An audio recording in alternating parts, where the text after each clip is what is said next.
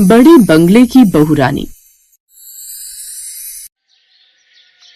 श्यामलाल का परिवार शहर के रईस परिवारों में गिना जाता था। वो अपनी पत्नी शकुंतला और बेटे बहुओं के साथ एक बड़े बंगले में रहते थे। जितना श्यामलाल का बंगला बड़ा था, उतना बड़ा उनका दिल नहीं था।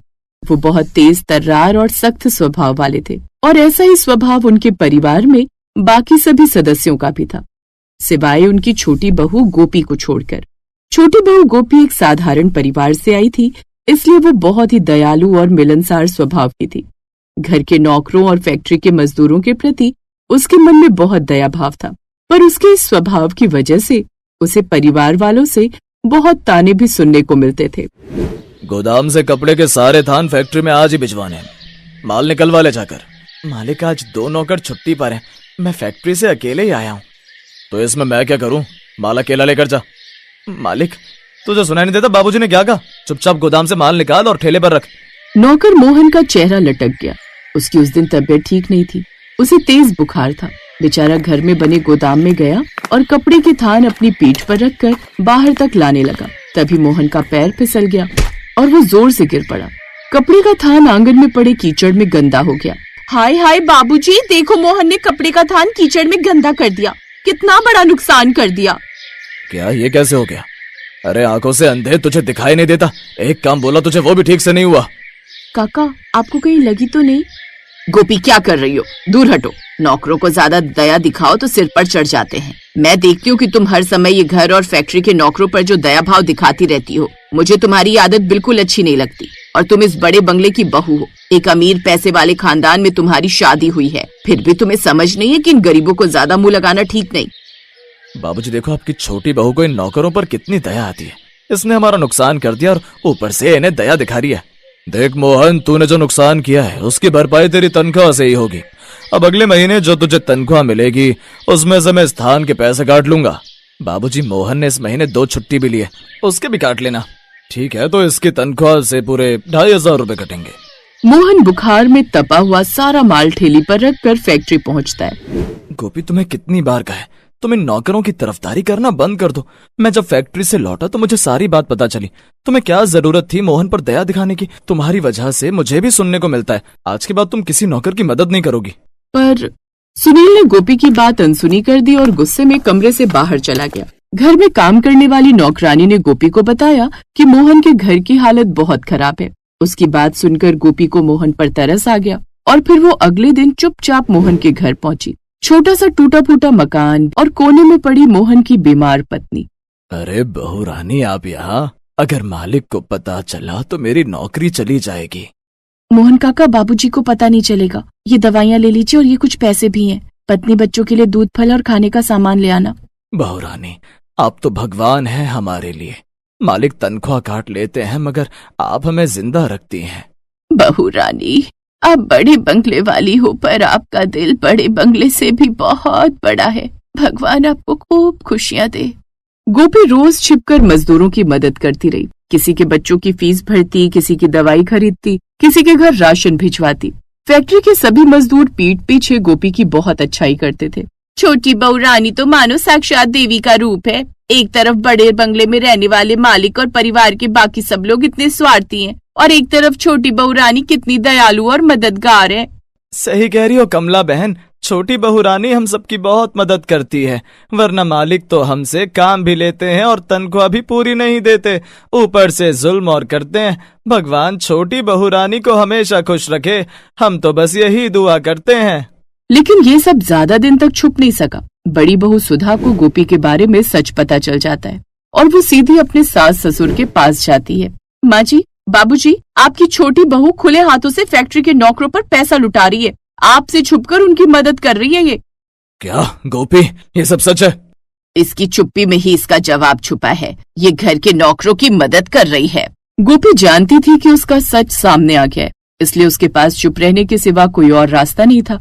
घर में सबने गोपी को फटकार लगा दी और उसे सख्त मना कर दिया कि अब गोपी कभी भी किसी मजदूर की मदद नहीं करेगी। कुछ दिनों बाद सेठ श्यामलाल को एक बहुत बड़ा ऑर्डर मिला, जिसे लेकर वो बहुत खुश थे। सारा तैयार माल फैक्ट्री में ठीक से रखवा दिया ना, क्योंकि 2 दिन बाद माल भिजवाना है। जी बाबूजी, सारा रखवा भी दिया और अच्छे से ताला भी लगा दिया। वैसे बाबूजी कुछ भी कहो, हमें ये ऑर्डर जो मिला है उससे इस साल की दिवाली में 4 चांद लग जाएंगे।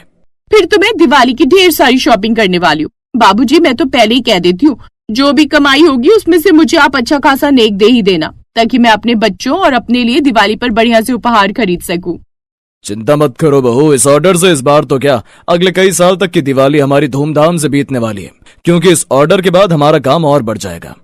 सच में घर में कितनी बड़ी खुशी की बात है, आप सबको इतना बड़ा ऑर्डर मिला है। घर में सब बहुत खुश थे। कहीं न कहीं गोपी भी परिवार की खुशियों में खुश थी, पर उसी रात फैक्ट्री में आग लग गई, जो इतनी बढ़ गई कि फैक्ट्री में रखा हुआ सारा तैयार कपड़ा जल गया। सारा माल जल गया, कुछ भी नहीं बचा। बाबूजी क्या सोचा था, क्या हो गया, सब खत्म हो गया। बाबूजी हमारे पास 2 दिन का समय, हमने ऑर्डर नहीं दिया तो क्लाइंट शोर मचा देंगे। बैंक अकाउंट में जितने पैसे रखे हैं सब निकालो, जरूरत पड़ी तो जेवर भी बेच देंगे। हम उन्हें पैसे वापस कर देंगे और माफी मांग लेंगे, उन्हें बता देंगे कि आग लग गई है, हम ऑर्डर पूरा नहीं कर पाए। सबके चेहरे उतर गए। तभी गोपी बोली, बाबूजी आप चिंता मत कीजिए, हमारे सारे पुराने मजदूर हमारी मदद जरूर करेंगी और हम 2 दिन में ऑर्डर पूरा कर लेंगे। सब आपके पुराने मजदूर हैं, कोई मना नहीं करेगा। मैं तो बस इतना कहूंगी कि हमें हिम्मत नहीं हारनी चाहिए। गोपी ये समय नहीं है इस तरह की मजाक करने का, यहाँ बहुत सीरियस बात चल रही है। रुको बड़ी बहू, छोटी बहू को अपनी बात पूरी करने दो। बहू क्या तुम्हें लगता है मजदूर हमारा साथ देंगे? हाँ बाबूजी जरूर देंगे, बस हमें उनसे बात करनी होगी। गोपी ने सभी मजदूरों से बात की और सब मजदूर मान भी गए। मालिक आप चिंता मत कीजिए, हम 2 दिन में कपड़ा बना लेंगे, सब कुछ हम पर छोड़ दीजिए। आप हमारे अन्नदाता हैं और आपके लिए समय पर काम करना हमारा फर्ज है। मजदूरों की बात सुनकर श्यामलाल और बाकी परिवार के सभी सदस्य हैरान रह गए। श्यामलाल की आंखों के सामने वो दिन आ गया जब श्यामलाल मजदूरों पर अत्याचार किया करता था, पर आज वही मजदूर मुसीबत के समय श्यामलाल की मदद कर रहे थे। मजदूरों ने दिन रात मेहनत करके 2 दिनों में सारा माल तैयार कर दिया। श्यामलाल हैरान रह गया कि कैसे एक समय जिन पर वो चिल्लाता था, वही कारीगर बिना थके उनकी फैक्ट्री को बचा रहे थे। श्यामलाल और उसके परिवार के सदस्यों को समझ आ गया था कि बड़ा बंगला नहीं, बड़ा दिल ही इंसान की असली पहचान है।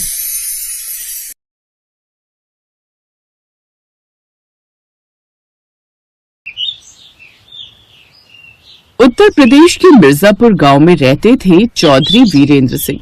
गांव में उनका दबदबा था, लेकिन उनकी सबसे बड़ी दुश्मनी थी पास के गांव के शेखरलाल से, जिसकी वजह से 20 साल पुरानी जमीनी रंजिश, जिसमें एक झगड़ा इतना बढ़ा कि दोनों परिवारों ने कसम खा ली कि उनकी औलादें कभी एक दूसरे का नाम तक नहीं लेंगी। आज के बाद कभी हमारा परिवार एक दूसरे की शक्ल नहीं देखेगा और हमारी औलादें एक दूसरे का नाम तक नहीं लेंगी।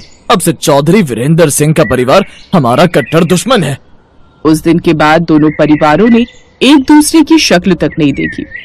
ऐसे ही समय बीतता गया और इस बात को 10 साल और बीत गए। और फिर एक रोज शेखर सिंह की हार्ट अटैक से मौत हो गई थी। उसकी पत्नी कपिला ने जैसे तैसे खुद को संभाला। ऐसे ही समय बीता। कपिला के 3 बच्चे थे। सबसे बड़ा बेटा गौरव, फिर छोटा बेटा कवि और सबसे छोटी प्रीति।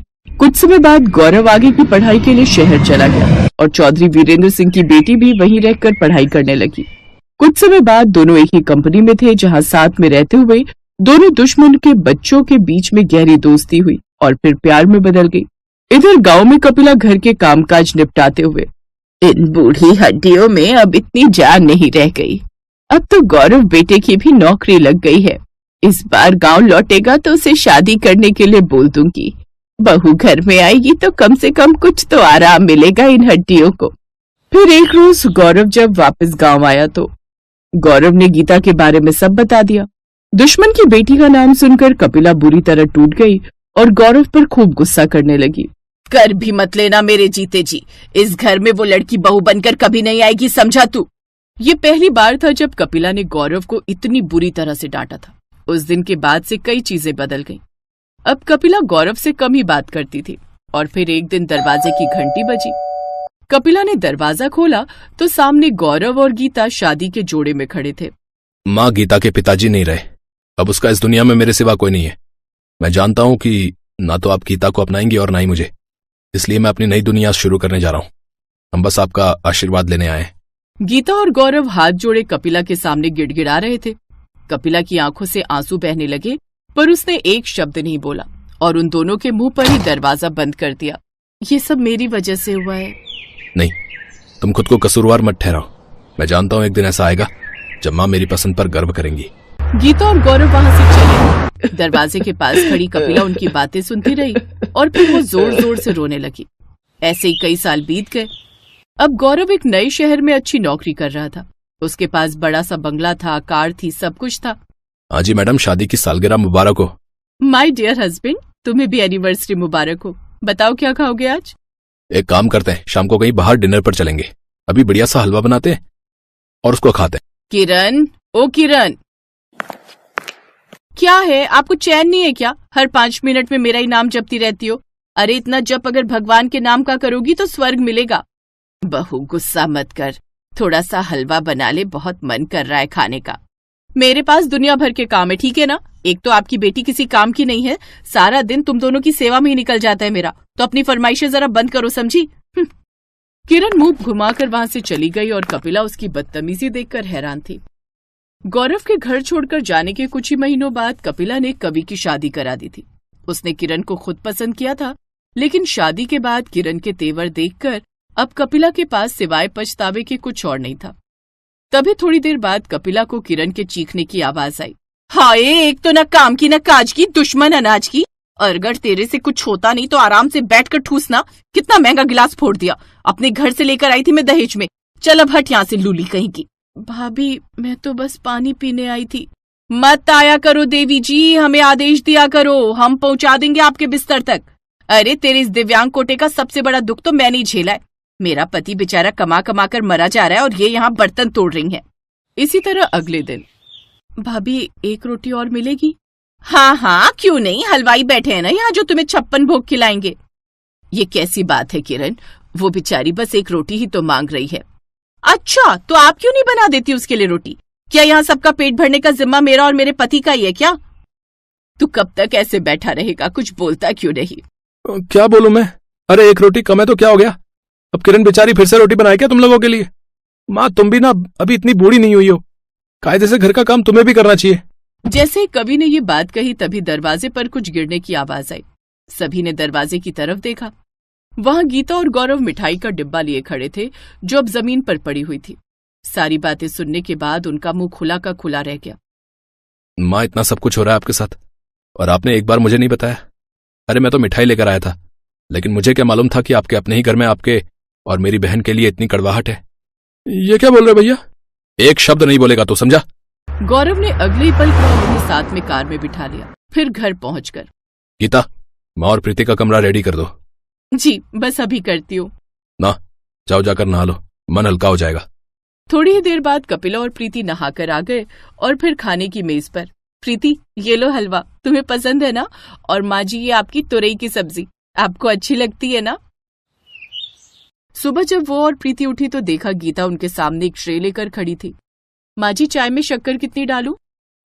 गीता की बात सुनकर कपिला उस दिन को याद करने लगी जब उसने अपनी बड़ी बहू को पानी तक नहीं पूछा था और उसे दरवाजे से ही लौटा दिया था। तभी गीता ने कहा, माँ जी, आप आराम से चाय पीकर और तैयार होकर नीचे आ जाना। और प्रीति, तुम शाम को तैयार रहना। पर भाभी, किस लिए? तुम्हारे भैया ने खूब सारे पैसे दिए हैं, कह रहे थे कि प्रीति को ब्यूटी पार्लर ले जाओ और जरा सुंदर सी बना कर लाओ, तो आज हम दोनों मौज मारेंगे। मैं गलत थी, मेरा गौरव सही था, मुझे माफ कर दे बहू। दरवाजे पर खड़े हुए गौरव की आंखों में खुशी के आंसू थे और अपने रिश्ते निभाने वाली पत्नी पर वो गर्व कर रहा था।